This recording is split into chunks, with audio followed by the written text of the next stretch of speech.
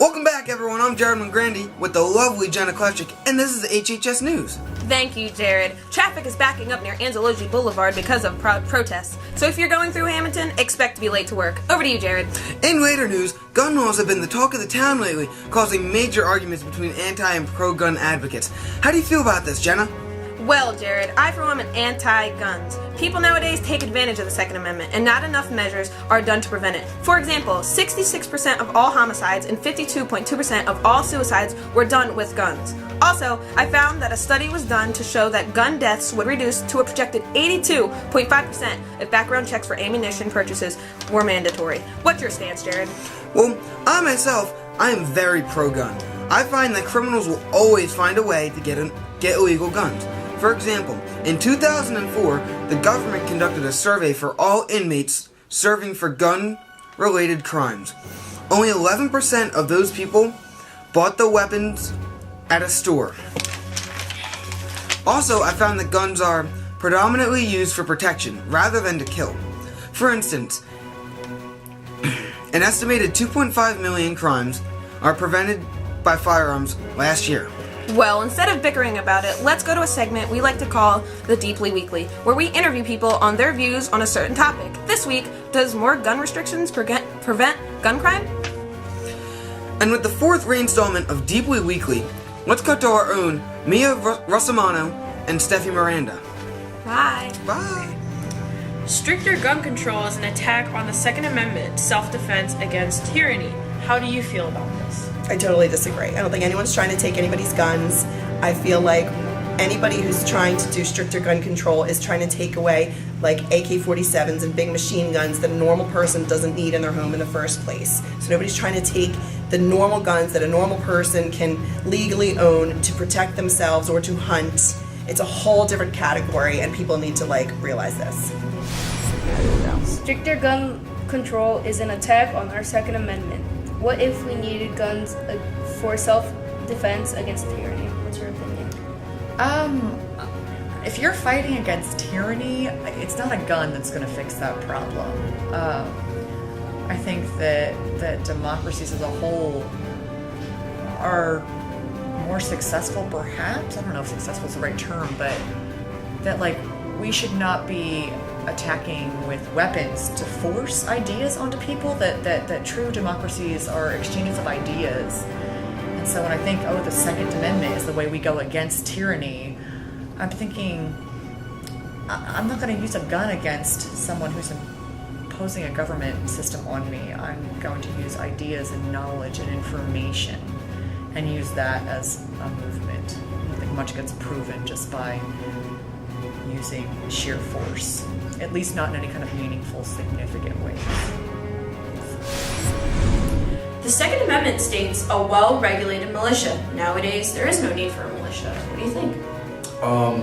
Well, the reason why they needed militia people back then is because of the fact that, people were always getting raided and stuff like that. So nowadays, the reason why we don't have them is because we have our own government to protect us. But at the same time, we do need guns because if the government overthrows us, the people, what are we going to do?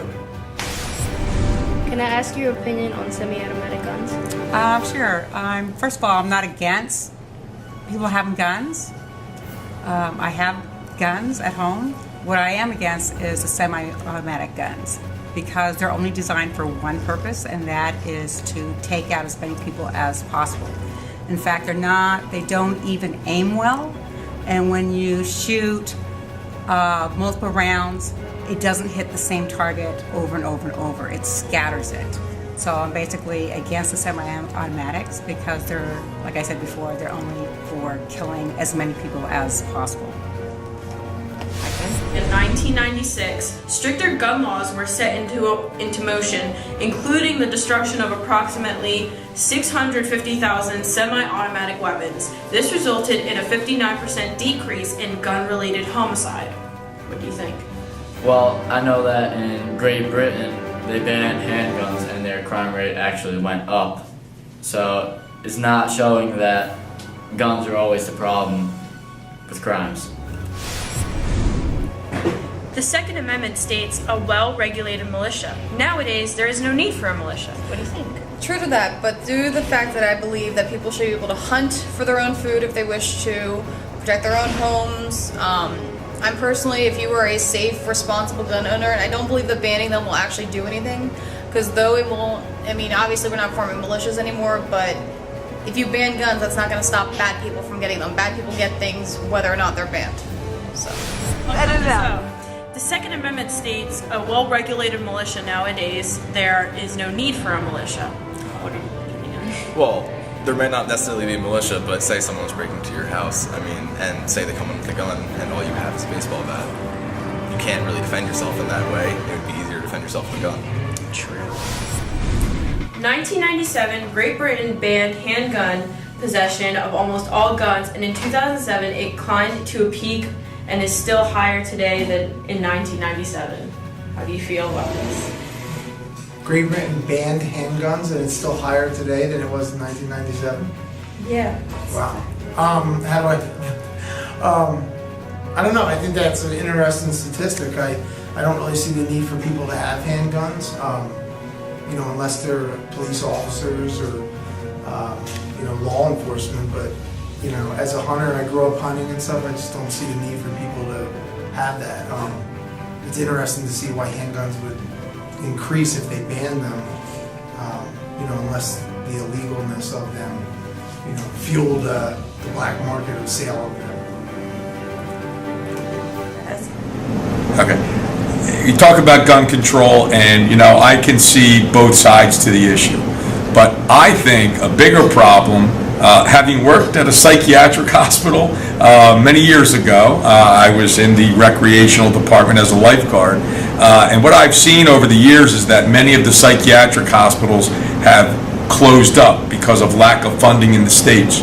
And so that tells me that there are many people who are out there in public, in society, who years ago would be in confined or minimum security in one of these psychiatric hospitals. So because there are a lack of hospitals, I think we have more people who are mentally have some mental problems, would normally be on medication, and maybe we're depending on these people to take it themselves. And I know at the hospital they were given the medication, and there were doctors and nurses who made sure that they took it.